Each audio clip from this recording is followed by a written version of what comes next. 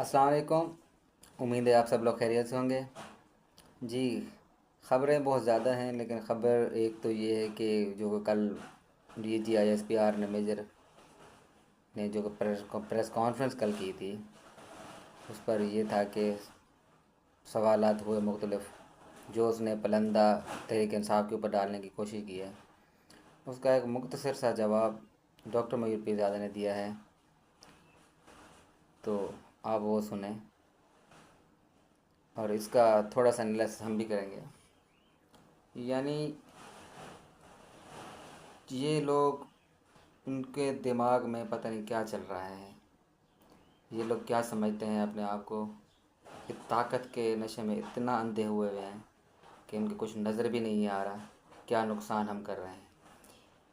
ये जब हम बच्चे थे, जब हम छोटे थे, तो हम इनको गाड़ी जाते हुए सलूट करते थे। आज जो DGI पे आज प्रेस कॉन्फ्रेंस कर रहा हो तो नीचे सब गालियाँ लिख रहे होते हैं। इनको इतना भी अकल नहीं आ रही कि हम लोग ने ये क्या कर दिया। तो मुझे भी ज़्यादा ने इस पर बहुत अच्छे से ध्यान दिया है और जो है ना बातचीत की है। वो खातून वज़ीर आज़म थी, बल्कि वो मुस्लिम दुनिया की पहली प्राइम मिनिस्टर थी, खातून जो मुस्लिम दुनिया में कहीं पर भी प्राइम मिनिस्टर बनी। तो मैं उनकी तमाम चीज़ के हवाले से फिर ये कि उन्हें उनका जो कत्ल है उसमें किन लोगों पे, किन कैरेक्टर्स पे आपको मुमकिन शक होता है, कौन है जो उनको रास्ते से हटा देना चाहता था, इसके हवाले से मैं एक बहुत ही डिटेल वीलॉग जो है वो करना चाहता था। लेकिन अब मैं ये हो सकता अगला वीलॉग इस हवाले से करूं, बिकॉज पाकिस्तान के DGISPR director general inter services public relation जनाब जनरल शरीफ अहमद जो हैं, उन्होंने तकरीबन अब से कोई 1 घंटा पहले अपनी कोई 90 मिनट से ज़्यादा की उन्होंने प्रेस कॉन्फ्रेंस और क्वेश्चन आंसर्स का सिलसिला उन्होंने ख़त्म किया। ये एक गैर मतवक्को किस्म की प्रेस कॉन्फ्रेंस थी, जिसका सिर्फ चंद घंटे पहले ही पता चला कि वो प्रेस कॉन्फ्रेंस कर रहे हैं। और मैं समझता हूँ कि ये एक अनप्लान प्रेस कॉन्फ्रेंस थी, कोई ऐसी प्रेस कॉन्फ्रेंस नहीं थी जिसका गालिबन कोई 2 या 3 या 4 दिन पहले फैसला किया गया। इसका फैसला भी गुज़श्ता 24 घंटों में, या आप कह लें कि 12 घंटों में इसका किया गया। और मैं आपको पहले कुछ इसके फैक्ट्स बताता हूँ जो DG साहब ने लोगों के सामने रखे। उसमें कितने झूठ भी उन्होंने बोले, कितनी मुबालगा आराई उन्होंने की, किस किस्म के उन्होंने इल्ज़ामात लगाए। लेकिन मैं आपको इसके बाद एक एनालिसिस भी दूंगा अपनी थी। मेरा जो एनालिसिस है कि DGISPR ने ये प्रेस कॉन्फ्रेंस क्यों की, इसमें उनके असल अगराज व मकासद क्या हैं, और कैसे इसके अंदर आपको एक आर्मी चीफ जो हैं जनरल आसिम मुनीर साहब, उनका आपको एक गुस्सा नज़र आता है। और मैं समझता हूँ कि एज अ डॉक्टर मैं समझता हूँ कि आर्मी चीफ जो हैं वो एक पैरानॉइड स्किज़ोफ्रेनिक हैं, जिनका गुस्सा कंट्रोल नहीं होता। और इस प्रेस कॉन्फ्रेंस के पीछे भी उनकी शख्सियत आपको कार फरमा जो है वो नज़र आती है। और मुझे इजाज़त की दीजिए कि मैंने चूँकि बड़ी मेहनत करके बहुत से पॉइंट्स, 8, 10, 15 पॉइंट्स जो हैं मैंने अपने सामने एक यहाँ पे लिखे हुए हैं, तो मैं एक एक करके इनको देखता भी चला जाऊँ थोड़ा सा नीचे, और फिर इनको कमेंट्स भी आपको बताऊँ कि DGISPR साहब ने क्या फरमाया, और उसकी थोड़ी थोड़ी सी मैं वजाहत भी करता चला जाऊँ जहाँ मुमकिन है। कुछ चीज़ें तो DGISPR ने ज़ाहिर है सच ही बोली, जहाँ उन्होंने शुरू उसका आगाज़ किया। उन्होंने कहा कि गुज़श्ता 1 बरस में ये साल एक ऐसा साल है, DGISPR साहब ने बहुत फ़ख्र से ये बताया कि ये साल एक ऐसा साल है 2024 का। ऐसा लग रहा था कि वो साल को वाइंड अप करने के लिए प्रेस कॉन्फ्रेंस की गई है, लेकिन ये असल हरगिज़ इसका मकसद नहीं था। और इस साल में हमने सबसे ज़्यादा बड़ी तादाद के अंदर 975 खवारजी जो हैं उनको हमने कत्ल कर दिया है, उनको हमने जहन्नम वासल किया है, उनको हमने मार डाला है। और हमारे भी मेरा ख्याल उन्होंने कहा कि 300 से ज़्यादा सोल्जर अफसरान जो हैं वो उन्होंने उनको शहीद कहा, लेकिन हम समझते हैं कि वो हलाक हुए, जाँ बहक हो गए। फिर उन्होंने इसी में जिक्र भी किया अफ़गानिस्तान के हवाले से। उन्होंने कहा कि हम ये चाहते हैं कि अफ़गानिस्तान के जो अफ़गान तालिबान हैं वो हमें और पाकिस्तानियों को, पाकिस्तानी ज़िंदगी को ख़वारिजों के ऊपर, जो ख़वारिज हैं उनके ऊपर हमें प्रेफर करें, हमें ज़्यादा मुक़द्दम समझें। ये सवाल भी उनसे पूछा गया अफ़गानिस्तान के हमलों के हवाले से। मेरा नहीं ख्याल कि उन्होंने एडमिट किया, क्योंकि पाकिस्तान के फ़ॉरेन ऑफिस ने भी गुज़श्ता 24 घंटों में अफ़गानिस्तान के अंदर जो एयर स्ट्राइक्स की हैं, जिसके बारे में अफ़गान तालिबान ने प्रेस रिलीज़ इशू की है, उन्होंने कमेंट्स किए हैं। पाकिस्तान के एक सफारतकार को वहाँ बुला के प्रोटेस्ट किया गया है।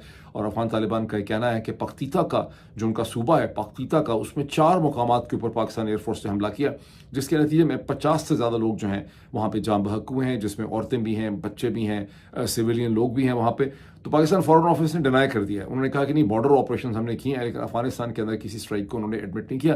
तो मेरी अंडरस्टैंडिंग है, जहाँ तक मुझे याद आ रहा है, कि DGISPR ने भी अफगानिस्तान के साथ झगड़े का ज़रूर जिक्र किया, गुस्से का भी जिक्र किया, लेकिन उन्होंने ये नहीं माना कि हमने अफगानिस्तान के अंदर स्ट्राइक्स किए। DGISPR की प्रेस कॉन्फ्रेंस के अंदर जिक्र और सवाल उठा कि पाकिस्तान जो एक मिलिट्री फौजी अदालत है उसने मजीद 60 लोगों को सज़ा सुना दी है, जिसमें इमरान खान के भतीजे जो हैं, भांजे ये भतीजे जनाब हसन न्याजी साहब भी शामिल हैं, जिन्हें 10 साल की सज़ा दी गई है। और पहले 25 लोगों को सज़ा दी गई थी, अब उसमें चूँकि 60 लोग और शामिल हो गए तो 85 लोगों की जो सज़ा है उसके हवाले से भी सवाल उठाया गया। और DGISPR साहब जो हैं वहाँ पर उन्होंने इमरान खान का नाम लिए बगैर जब खारजियों का और TTP का वो जिक्र कर रहे हैं तो उन्होंने ये कहा कि आप नहीं जानते कि जब खारजी जो हैं, हालांकि उस वक्त उनको खारजी कहा भी नहीं जाया जाता था 2021 में जब उनकी कमर टूट गई थी तो वो कौन था जिसने बेसिकली तौर पे ऐसे फैसले किए जिसके नतीजे में उन्हें दोबारा रीग्रुप होने की या ताकतवर होने का उनको मौका मिला। ये इतना बड़ा झूठ DGISPR ने, एक ज़माने में हम टर्म सुना करते थे, मैं तो बड़ा सिंसियरली इसमें बिलीव किया करता था। एक फिल्म भी थी बड़ी मशहूर अमरीकी, एन ऑफिसर एंड जेंटलमैन। तो मेरा ख्याल था कि तमाम ऑफिसर जो हैं और या ज़्यादातर ऑफिसर जो हैं वो एटलीस्ट जेंटलमैन होते हैं, शरीफ लोग होते हैं, वो झूठ नहीं बोलते, उनका कोई कैरेक्टर होता है। लेकिन DGISPR ने इतना बड़ा झूठ बोला इमरान खान पे इल्ज़ाम फेंकते हुए, जिसकी मैं कहता हूँ कि कोई, मैं सोच भी नहीं सकता था कि कोई जनरल साहब जो हैं वो इतना बड़ा झूठ बोल सकते हैं। मुझे ऐसा लगता है कि DG साहब जो है ना, जनरल शरीफ अहमद, ये पाकिस्तान की तारीख के सबसे बदनसीब DGISPR हैं और इनकी तमाम बदनसीबी का ताल्लुक उस आर्मी चीफ के साथ है जिसके साथ ये काम कर रहे हैं, बिकॉज उनकी शख्सियत जो है वो बहुत ही अजीब व गरीब किस्म की है और वो जहनी तौर पर बहुत परेशान है। ये कौन नहीं जानता, मैं उस प्रेस कॉन्फ्रेंस तो नहीं थी वो, मैं उस मीटिंग में शामिल था जो ISI के हेडक्वार्टर्स में आपारा में मेरा ख्याल है जुलाई 2021 में वो मीटिंग हुई, जिसमें जनरल बाजवा भी थे एज आर्मी चीफ और उसके अंदर जनरल फैज़ हमीद थे एज DG ISI, जहां उन्होंने ब्रीफिंग भी दी और आर्मी चीफ बहुत देर तक बोले, 3-4 घंटे की, मैं कम अज़ कम भी 2.5-3 घंटे की ये मीटिंग थी, जिसमें 40 से ज़्यादा सहाफ़ी जर्नलिस्ट जो मौजूद थे, उसमें BBC के भी लोग थे, मेरा ख्याल है उसमें न्यूयॉर्क टाइम्स के भी थे, मेरा ख्याल है कि अज़हर साहब जो हैं जो जियो के मैनेजिंग डायरेक्टर हैं या मैनेजिंग एडिटर हैं, वो बाकायदा कराची से उस मीटिंग के लिए आए हुए थे। बहुत से हमारे पश्तून सहाफ़ी भी थे, सब लोग वहाँ पे थे। जहाँ पे मैंने सवाल पूछा था कि जनरल बाजवा ने ये बताया हमें खुद ही बहुत ही मायूसी से, बहुत ही परेशानी से उन्होंने हमें ये बताया कि अफ़गान तालिबान की जो शूरा है, और ये बात है समवेयर इन द जुलाई 2021 की, ठीक है, तो उन्होंने कहा कि अफ़गान तालिबान की शूरा जो है वो हमें ये कह रही है कि आप TTP को वापस पाकिस्तान के अंदर रीसेटल कर लें, उनको वापस ले लें और हम उनके साथ सुलह करने में और एक एग्रीमेंट में आपकी मदद करेंगे। और ये बात बताते हुए उन्होंने कई दफ़ा इसका जिक्र किया अपने वीलॉग्स में, जनरल बाजवा इंतहाई नाखुश थे, खासी नापसंदीदगी से, एक नदामत से और एक शर्म से उन्होंने ये बात बताई। और उसकी वजह क्या थी? उसकी वजह ये थी कि उससे पहले जो मसलसल प्रोपेगेंडा पीटा गया, जिस तरह ये अभी DGISPR ने ये प्रेस कॉन्फ्रेंस की है जो आधे से ज़्यादा प्रोपेगेंडा था, तो उस वक्त पाकिस्तान के टेलीविज़न चैनल्स में जितने दफ़ाई तज्ज़ियाकार थे और उसके अलावा बहुत से हमारे बड़े बुजुर्ग किस्म के सहाफ़ी हैं, इन सब ने इस किस्म के जुमले बोले, बाजारी किस्म के, कि जब अफ़गान तालिबान की हुकूमत आ जाएगी इंशाअल्लाह ताला तो TTP की सिर्फ लाशें जो हैं वो काबुल से या अफ़गानिस्तान से वापस आया करेंगी और हमें एक बहुत बड़ी फतह हो गई है और अफ़गान तालिबान आके TTP का कचूमर निकाल देंगे, उसका कीमा निकाल देंगे। तो ये इतना बयानिया चूँकि पीटा गया था और जब अफ़गान तालिबान ने उसे मानने से बिल्कुल इनकार कर दिया और ये पता चला कि अफ़गान तालिबान और TTP के दरमियान तो कोई रूहानी किस्म का रिलेशनशिप है, तो ज़ाहिर है कि उस वक्त बहुत मायूसी थी। इसमें इमरान खान कहाँ फिट होते हैं? जरा गौर कीजिए इनकी मुनाफ़िकत की, इनके झूठ की। भाई ये अफ़गानिस्तान के हवाले से, कश्मीर के हवाले से, हिंदुस्तान के हवाले से कौन से फैसले में इमरान खान या नवाज़ शरीफ या आसिफ अली ज़रदारी, कौन सा Pakistani prime minister, decision maker, Shahbaz हो या इमरान हो, वो कहीं फिट इन होता है? ये सारे फैसले तो आप खुद करते थे। जब आपको अफ़गान तालिबान ने कहा कि इनको वापस रीसेटलमेंट कर लें, तो अफ़गान तालिबान की उस वक्त आपके पास कोई ऑप्शन ही नहीं रही, आपने उनको रीसेटलमेंट करने की कोशिश की। बाद में आपकी वो इक्वेशन नहीं बन सकी, उसके बारे में पहले भी बता चुका हूँ, बिकॉज आपने दगाबाजी की, आपने उनको कत्ल करना शुरू कर दिया। आपने देखा कि इनमें से जो ज़्यादा सरगर्म है, जो ज़्यादा लीडर टाइप हैं, आपने उनको खड़काना शुरू कर दिया। जब आपने उनको खड़काना शुरू कर दिया और आपने उनके साथ कोई सीरियस तरीके से नेगोशिएशन की ही नहीं, उनके साथ नेगोशिएशन करने के लिए तो आपको पश्तो स्पीकिंग के दरी स्पीकिंग एक बहुत ताकतवर और बहुत ही मौसर किस्म की टीम क्रिएट करनी थी जो उनके साथ सस्टेन नेगोशिएशन करती। वो जब आपने नहीं किया या नहीं करना चाहते थे या ना कर सके, तो आपका ये रफड़ पड़ गया और उसका हल जो आप निकालने की कोशिश कर रहे हैं, इसमें कभी भी क़यामत तक भी इसका हल जो है वो नहीं निकल सकता। लेकिन उसमें इमरान खान कहाँ से फिट हो जाते हैं, ये बहुत ही अजीब व गरीब किस्म की बात यहाँ पर DG साहब ने फरमाई। अच्छा, अब जाहिर है कि आप सब यही एक्सपेक्ट करते हैं कि इस किस्म की, अच्छा हाँ, फिर उसमें मई 9 के जो वाक़यात हैं 2023 के, उसको DG साहब ने कंपेयर किया लंदन के राइट्स के साथ, और 6 जनवरी 2021 में जो अमेरिका के अंदर जहां मैं बैठा हुआ हूँ, यहाँ पे कैपिटल हिल के ऊपर जो ट्रंप के हामियों ने हमला कर दिया और उसके ऊपर जो मुकदमे चलाए गए, उसके साथ उसको कंपेयर किया। डीजी साहब अपने बेचारे होस्टेज उनके जो उन्होंने ज़बरदस्ती बैठाए हुए थे सहाफ़ी वहाँ पे, उनको उनके सामने ये बताना उनको भूल गए कि अमेरिका के अंदर, फ्रांस के अंदर और बरतानिया के अंदर जो भी राइटिंग हुई, उसमें उन्होंने मिलिट्री कोर्ट्स नहीं बिठाई, उन्होंने प्रॉपर किस्म की उनकी कोर्ट्स थी जिन्होंने दिन रात काम किया। आपकी फौजी अदालत ने तो पता नहीं कितने महीने से पहले अपना फैसला तैयार करके रखा हुआ था। आपको तो सारा मसला ये था कि सुप्रीम कोर्ट ने अक्टूबर 2023 के अंदर आपके खिलाफ फैसला दे दिया। उन्होंने कहा कि सिविलियंस का मुकदमा जो है वो मिलिट्री ट्रायल उसका हो नहीं सकता, जिस वजह से आपने जो फोटो स्टेट करके साइक्लो स्टाइल डिसीजन पहले से रखा हुआ था, जो आर्मी चीफ की मर्जी का था, वो आप सुना ना सके। फिर दिसंबर 2023 में आपने उस फैसले को पहले सस्पेंड करवाया, फिर आपने कहा कि नहीं ये ट्रायल हो सकते हैं लेकिन कंडीशनल। फिर आपने 13 दिसंबर 2024 को अपनी ज़रूरियात पूरी करने के लिए, मैं भी आपको एक्सप्लेन करने वाला हूं कि वो ज़रूरियात क्या थी, जब आपने सुप्रीम कोर्ट ऑफ पाकिस्तान की गर्दन दबाई, अपनी मर्जी की आपकी सुप्रीम कोर्ट है, उससे आपने परमिशन लेकर ये फैसले, क्योंकि पहले ये था कि आप मुकदमा चला सकते हैं, दिसंबर 2023 में तक मुकदमा चला सकते हैं, फैसला नहीं सुना सकते। 13 दिसंबर 2024 को आपने सुप्रीम कोर्ट की गर्दन दबा के उनसे एक नया फैसला करवाया कि जनाब आप फैसले भी सुना सकते हैं। और मैं आपको भी एक्सप्लेन करता हूं कि सारे ड्रामे का मकसद बुनियादी तौर पे क्या है।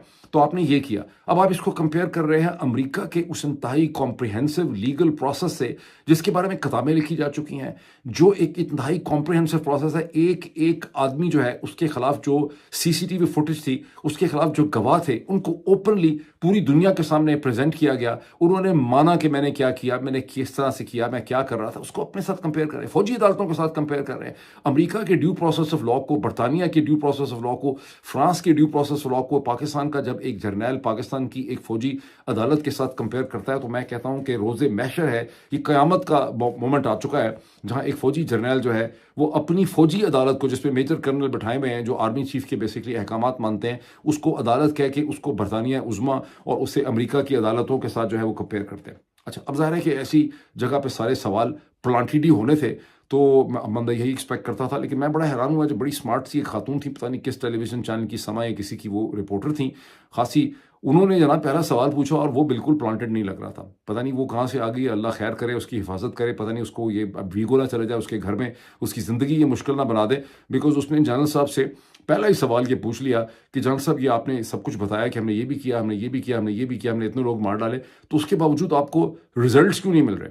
उसके बाद जनरल साहब जो हैं उन्होंने इस सवाल का जवाब जो था उस खातून रिपोर्टर का, उस पर 15 मिनट जनरल साहब जो हैं वो बोलते रहे बताने के लिए कि हमें रिजल्ट्स जो हैं वो क्यों नहीं मिल रहे। और सब की सब जो है इंतहाई सुपरफिशियल किस्म की उनकी टॉक थी, ऑफन रिपीटेड किस्म की। अच्छा, फिर उन्होंने दरमियान में ये भी फरमाया कि एक सियासी जमात जो है वो हमारे खिलाफ दर हकीकत ताकत का इस्तेमाल कर रही है, और इसको उन्होंने कहा कि ये एक पॉलिटिकल टेररिज्म है। और सियासी जमात का नाम उन्होंने कभी भी नहीं लिया, उन्होंने उसको कहा बेसिकली पाकिस्तान तहरीक इंसाफ इमरान खान की जमात। फिर ज़ाहिर है जितने भी सवाल पूछे गए वो डिफरेंट किस्म के सारे प्लांटेड ही लग रहे थे, कुछ बिल्कुल प्लांटेड थे, कुछ ज़रा कम किस्म के प्लांटेड थे। लेकिन एक सवाल तो ऐसा पूछा गया वहाँ पे, अल्लाह खुदा की पनाह है, जहाँ पर एक ऐसा, मैं पता नहीं कौन सा सहाफ़ी है पाकिस्तान के अंदर जो ये दुनिया में जो इस किस्म का सवाल पूछ सकता है। मतलब ज़ाहिर है ये बिल्कुल लिखा हुआ ही सवाल था। वो सवाल ये है कि 26 नवंबर को इस्लामाबाद में भी बहुत ज़्यादा वायलेंस हुई। उसमें उसने ये नहीं सवाल पूछा कि आपने गोली चलाई या नहीं चलाई, कितने लोग वहाँ पे आपने मार डाले। वो सवाल ये था कि उसके बारे में बहुत ज़्यादा झूठ बोला गया। और हॉस्पिटल्स भी जो हैं इस्लामाबाद के, यानी पॉली क्लिनिक इस्लामाबाद और इस्लामाबाद जो इस्लामाबाद पे पाकिस्तान इंस्टीट्यूट मेडिकल साइंसेज है, ये सब उस झूठ में शामिल हो गए। और उसके अलावा जो बाहर बैठा हुआ सोशल मीडिया है, इसमें ये सवाल करने वाला बेचारा जो बदनसीब आदमी था, इसको क्या कह सकते हैं, इस किस्म का सवाल पूछने वाला तो बेचारा बदकार और बदनसीब भी हो सकता है।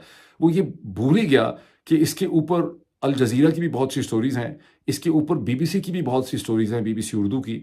इसके ऊपर अमेरिकन खबर रसा एजेंसी ड्रॉप साइट ने एक पूरी स्टोरी निकाली है कि कैसे 25 नवंबर की सुबह में मिलिट्री डायरेक्टरेट ऑपरेशन में इस मिलिट्री ऑपरेशन की इजाज़त दी गई, इसको प्लान किया गया, कैसे इसके अंदर सिग्नल कोर भी थी, कैसे इसके अंदर एसएसटी कमांडोज को इन्वॉल्व किया गया, कैसे इसके अंदर state of the art weapon और स्नाइपर राइफल रात की तारीकी में मार करने वाले वेपन्स जो हैं इस्तेमाल किए गए, कैसे इसके अंदर आईएसआई की जो टीम्स ने आके लाशों को वहाँ से उठाया।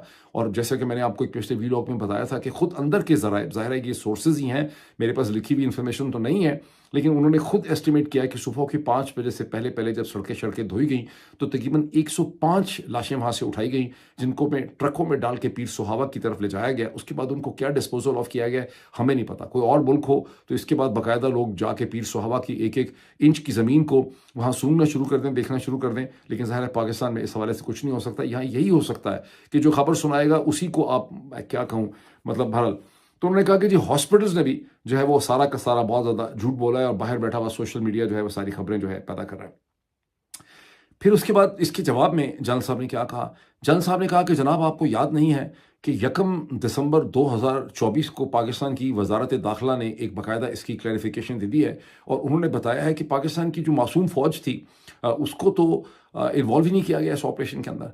वो तो सिर्फ और सिर्फ रेड जोन की हिफाजत करने के लिए आए हुए थे और ये सारा का सारा ऑपरेशन जिस सिक्योरिटी के पूरा एपरेटस है, इशारा उनका ये था कि ये तो बेसिकली तौर पे पुलिस ने किया है, ये रेंजर्स ने किया, लेकिन जो भी वहाँ पे थे उनके पास तो हथियार ही नहीं थे, उनके पास तो एम्यूनेशन ही नहीं था। ये वजारत दाखिला क्लियर कर चुकी।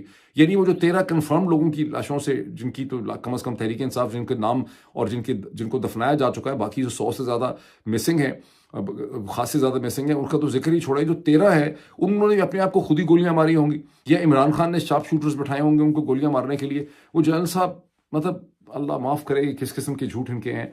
बहरहाल उन्होंने कहा जनाब कि वहाँ तो किसी के पास असला था ही नहीं और आर्मी तो सिक्योरिटी एपरेटस, हाँ जी। फिर उसके बाद उन्होंने कहा कि पहले से प्रिपेयर्ड, जनरल साहब ने फरमाया कि इसके फ़ौरन बाद जैसे ही इस्लामाबाद का तमाम जो एक कयास है ये ख़त्म हुआ तो बाहर बैठे हुए सोशल मीडिया ने पहले से प्रिपेयर्ड इसके बारे में एक प्रोपेगेंडा बनाया हुआ था, फेक प्रोपेगेंडा, फेक खबरें बनाई हुई थी, उसको उन्होंने नशर करना शुरू कर दी। और भाई किसको अंदाज़ा था कि आप इतने शकील कल्ब, इतने जालिम हो सकते हैं कि इस्लामाबाद में सुप्रीम कोर्ट पाकिस्तान और पाकिस्तान की पार्लियामेंट से लिटरली 100 मीटर के दूर में पाकिस्तान की फ़ौज जो है पाकिस्तान के निहत्ते unarmed civilian pro democracy protesters का कत्लेआम कर सकती। किसको पता था ये? कौन इसका पहले से प्रिपेयर्ड कर सकता था? तो आपको ही पता था कि आपने इनका कत्लेआम करना है। फिर उन्होंने कहा जनाब एक ग्रोह जो है वो फेडरेशन को अटैक करता रहा। फिर उसके बाद उनसे एक सवाल पूछवाया गया, ज़ाहिर प्लांटेड क्वेश्चन था कि जनाब एक सियासी लीडर, फिर नाम नहीं लिया गया इमरान खान का, फिर ये कहा गया कि एक सियासी लीडर ने एक दिन पहले हमारे से जब बात की जेल के अंदर तो उसने अफ़गानिस्तान के हवाले से कहा कि अफ़गानिस्तान के साथ बातचीत होनी चाहिए, मुज़ाकरात होने चाहिए। और फिर उस सियासी लीडर का नाम जो है वो नहीं लिया गया और फिर दोबारा ये कहा गया कि आपको पता होना चाहिए कि वो कौन लोग हैं जो अफ़गानिस्तान और उन तमाम मसाइल जो है और जो अभी हमारे मसला हमें है टीटीपी का, इसके लिए कौन जो है लोग जिम्मेदार हैं। एक दो और पॉइंट्स हैं मैं आपको बताता हूँ। इससे पहले कि मैं इस तरफ चलूँ कि जनरल साहब ने ये पूरी प्रेस कॉन्फ्रेंस का जो ड्रामा किया गया है ये स्टेज के ऊपर क्यों किया गया है, ये सारा जो ड्रामा रचाया गया है ये क्यों रचाया गया, मैं एक दो पॉइंट्स और को बताऊँ, वो भी सुन के मेरे चौथा तबक रोशन हो गए। जनरल साहब फरमाते हैं कि जो इंटरनेशनल ह्यूमन राइट ऑर्गेनाइजेशन है, इशारा नाम नहीं लेते किसी भी चीज़ का, वो amnesty international, human right watch, यही 2-3 ग्रुप हैं, उसकी तरफ इशारा करके उन्होंने कहा कि ये इनको पाकिस्तान के अंदर की चीज़ें नज़र आती हैं लेकिन गाज़ा में जो कुछ हो रहा है, जो इसराइल कर रहा है, जो सीरिया और मुल्क शाम में जो कुछ हो रहा है वो इनको नज़र नहीं आता। जान साहब किस दुनिया में आप रहते हैं? ये जो इंटरनेशनल ह्यूमन राइट ऑर्गेनाइजेशन है उन्होंने तो पता नहीं 1-2 ट्वीट किए हैं, खाली एक आध स्टेटमेंट इशू की है पाकिस्तान के बारे में जहाँ आपने सैकड़ों लोगों को गोली मार दी है और लाशें आप उठा के दौड़ के ले गए अपने साथ। ये जो इंटरनेशनल ऑर्गेनाइजेशन हैं इन्होंने नाटका बंद किया हुआ है इसराइल का। ये जो इंटरनेशनल ऑर्गेनाइजेशन हैं, एमनेस्टी इंटरनेशनल है या यूनाइटेड नेशन का ह्यूमन राइट ग्रुप है या ह्यूमन राइट वॉच है, ये तो दिन में पता नहीं 1-1, 2-2, 3-3 दर्जन इनके ट्वीट्स होते हैं, इनकी स्टेटमेंट्स होती हैं, इनकी प्रेस टॉक्स होती हैं। इसराइल ने जो कुछ गाज़ा में किया, पता नहीं जनरल साहब जो हैं वो किस तरह से क्या खा के आए हुए थे और किस तरह की ये लोग बातें करते हैं। जिस मुल्क में आपको हर वक्त झूठ बोलने की इजाज़त हो, जहाँ पे किसी अफसर की, इस किस्म के अफसर की कभी अकाउंटेबिलिटी ना हुई हो, वहाँ पर ही आप इस किस्म की बातें कर सकते हैं। अब क्वेश्चन ये पैदा होता है कि जनरल साहब ने ये जो एक गैर मुतवक्को किस्म की, एक अनप्लान्ड किस्म की प्रेस कॉन्फ्रेंस उन्होंने की है, आपके ख्याल में उन्होंने क्या किया है? मेरा एनालिसिस ये है, मुझे बहुत ज़्यादा शक है कि इस प्रेस कॉन्फ्रेंस का फैसला बहुत जल्दी में इसका किया गया है। मेरा नहीं ख्याल कि 12 घंटे पहले या 16 घंटे पहले किसी ने इस प्रेस कॉन्फ्रेंस का सोचा होगा। आप 2-3 चीज़ें इसके जहन में रखें। एक तो ये है कि आपके जहन में आना चाहिए कि भाई पाकिस्तान में जो फ़ौजी अदालतों का फैसले सुनाए गए हैं, पहले 25 लोगों का, उसके बाद 60 लोगों का, उसके ऊपर जो एक रद्द अमल है पाकिस्तान के अंदर मीडिया की तरफ से, फिर इंटरनेशनल मुल्कों की तरफ से, जैसे यूरोपियन यूनियन का है, बरतानिया का है, अमेरिका के डिपार्टमेंट ऑफ स्टेट का है, तो ये शायद उसको कवर करने की कोशिश करने के लिए ये प्रेस कॉन्फ्रेंस की गई। हरगिज़ नहीं। मैं आपको बताता हूँ इसके 2 बुनियादी तौर पे मुहर्रकात मुझे समझ आते हैं। एक तो पिछले 24 घंटों में इनको बहुत ज़्यादा ह्यूमिलिएशन का सेटबैक हुआ है, इनको सामना करना पड़ा, जब former prime minister Pakistan Imran Khan, जिनको इन्होंने बहुत सोच समझ के एक डील ऑफर करने की कोशिश की कि आपको हम अडयाला जेल से एक हाउस अरेस्ट कर देते हैं बनी गाला में। उसमें इनका ये था कि जो इस वक्त एक इंतहा दर्जे की पोलराइजेशन है, जो एक सियासी टेंशन है, वो टेंशन में कमी हो जाएगी। हम दुनिया को, खास करके इनको चूँकि मुसीबत बनी हुई है, जो एम्बेसडर रिचर्ड ग्रैनल की जो ट्वीट्स हैं, और चूँकि ज़ाहिर ये क्लियर है कि एम्बेसडर रिचर्ड ग्रैनल जो ट्वीट्स कर रहे हैं उन्हें पीछे से आशीर्वाद हासिल है American president elect Donald Trump की, तो वहाँ से ये चाहते थे कि तवज्जो हटे, को टेंशन हम करें, इमरान खान को हम कहें कि आप बरी गाला में शिफ्ट हो जाएं, जिसका एक बड़ा ज़बरदस्त ऑप्टिक्स का इफेक्ट होना था। पूरी दुनिया के अखबारात ने, New York times, financial times, guardian, CNN, BBC, सब लोगों ने खबर इशू करनी थी। इकोनॉमिस्ट के भी पहले पेज पे छप जाना था छोटी सी खबर में कि इमरान खान को उनके घर में शिफ्ट कर दिया गया है। तो ये वो माइलेज हासिल करना चाहते थे जहाँ पे, और मैंने पिछले व्लॉग में भी कहा था कि इनकी अपनी एक सोच ठीक थी अपने हिसाब से बिल्कुल भी, लेकिन इमरान खान को ये भी समझ आ गया कि इसमें इनकी पॉलिटिकल चाल क्या है। इमरान खान ने फ्लैटली ना सिर्फ उससे डिनाई कर दिया, बल्कि जब उन्होंने रिपोर्टर्स के साथ पिछले 24 घंटे में मुलाकात की तो उन्होंने उसे आउट कर दिया। उससे इन्हें आया बहुत ज़्यादा गुस्सा, इनको एम्बेरसमेंट भी हुई है और गुस्सा आया। अच्छा, गुस्सा इनको क्यों आता है इतना ज़्यादा? गुस्सा इनको इतना ज़्यादा इसलिए आता है कि जो पाकिस्तान के आर्मी चीफ हैं, जिसके बारे में कई दफ़ा कह चुका हूँ कि वो बेसिकली तौर पे ज़हनी तौर पे ठीक नहीं है। उनकी जो पर्सनैलिटी है, मैं किसी न्यूरो साइकियाट्रिस्ट के साथ डिस्कस कर रहा था, वो कह रहे थे कि जनरल आसिम की जो पर्सनैलिटी है वो पैरानॉइड स्किज़ोफ्रेनिक की पर्सनैलिटी है, जिससे हर एक के ऊपर शक भी होता है और जिसको गुस्सा बहुत आता है, उनका गुस्सा हर चीज़ के ऊपर उनको गुस्सा आता है। उन्हें बुनियादी तौर पर इमरान खान से बहुत गुस्सा है और उनको जनरल जो फैज़ हमीद है उनके ऊपर बहुत गुस्सा है। उनको लगता है कि ये दोनों कैरेक्टर्स जो हैं, इन्होंने मेरी बहुत बेइज्जती की थी 2019 में, जब मुझे 6 महीने के बाद DGISI के ओहदे से हटा दिया गया। तो उसके अलावा जो अब तक हमारे पास खबर मिलती है कि वो थोड़ी थोड़ी बात पे, छोटी छोटी बात पे बाकी अपने जो अफसर हैं, ये जनरल्स हैं, उनके ऊपर भी चीखने लग जाते हैं। और यही जो बेचारे DG ISPR हैं, इनके बारे में भी यही खबर है कि इनके ऊपर भी वो बहुत ज़्यादा चीखते हैं। तो उनकी अजीब-ओ-गरीब किस्म की उनकी शख्सियत है। ये जो प्रेस कॉन्फ्रेंस आपने देखी है, ये जनरल आसिम मुनीर साहब के कहने में उनकी इमोशनल नीड्स को पूरा करने के लिए की गई है, बिकॉज इस वक्त वो बहुत गुस्से में हैं कि इमरान खान ने उनकी इतनी अच्छी जो डील थी कि बनी गाला पे आप शिफ्ट हो जाएं, आपको वहाँ पे हाउस अरेस्ट करते हैं, फिर मामला को ऐसे ऐसे ठीक करेंगे आहिस्ता आहिस्ता, उसको उन्होंने रद्द कर दिया, रिजेक्ट कर दिया। एक तो इसमें उसका गुस्सा। दूसरा, जहन में रखिए, मेरा एनालिसिस ये है, माई हम्बल एनालिसिस कि ये जो फौजी अदालतों का फैसले सुनाए गए, पहले 25 के और फिर 60 के, ये बजाते खुद एक डाइवर्जन है। बिकॉज इन्होंने 26 और 27 की मॉर्निंग में इन्होंने किया कत्ले आम इस्लामाबाद में। उसके बाद जो तमाम तर बहस है वो कत्ले आम के हवाले से है कि वहाँ कितने लोग जो हैं वो शहीद हुए हैं, 12-13 तो हो ही गए हैं मलिक अदरीस के बाद। वहाँ से कितनी लाशें गुम हो गई, जो आम लोगों को पता है कि ट्रकों में डाल के लाशें वहाँ से उठाई गई, उनको लपेट के वहाँ से उठाया गया, उसके बाद उस जगह को धो दिया गया। फिर वहाँ पे 2 दिन के बाद गिद्ध वहाँ पे मंडला रहे थे। गिद्ध उसी जगह पे आते हैं जहाँ उनको गोश्त की सड़ांध होती है, क्योंकि गिद्धों की बड़ी सेंस ऑफ स्मेल होती है। हमेशा आप देखते हैं वॉर जोन्स में 1-2 दिन के बाद गिद्ध आते हैं, जब इंसानी जो जानें और जो लाशें होती हैं वो सड़ रही होती हैं, तो गिद्ध भी वहाँ। तो अब ज़ाहिर है कि उसके हवाले से जो बहस हो रही थी, उस बहस से तवज्जो हटाने के लिए इन्होंने बाकायदा 13 दिसंबर 2024 को सुप्रीम कोर्ट, जो इनके घर की इस वक्त बांदी बन चुकी है, उसकी गर्दन दबा के इन्होंने उनसे एक ऑर्डर हासिल किया कि हमने जो फैसला सुनाना है फौजी अदालत ने, वो फैसला सुनाने की हमें इजाज़त दी जाए। इनको फैसला करते हुए कौन सी देर लगनी थी? इन्होंने कोई माइंड एप्लीकेशन थोड़ा किया है, इन्होंने तो वो फैसला किया है जो इनको ऊपर से हुक्म है कि फैसला करना है। मेजर और कर्नलों ने क्या बेसिकली माइंड एप्लीकेशन करनी है? उनके पास तो कोई फ्रीडम, कोई लैटिट्यूड है ही नहीं।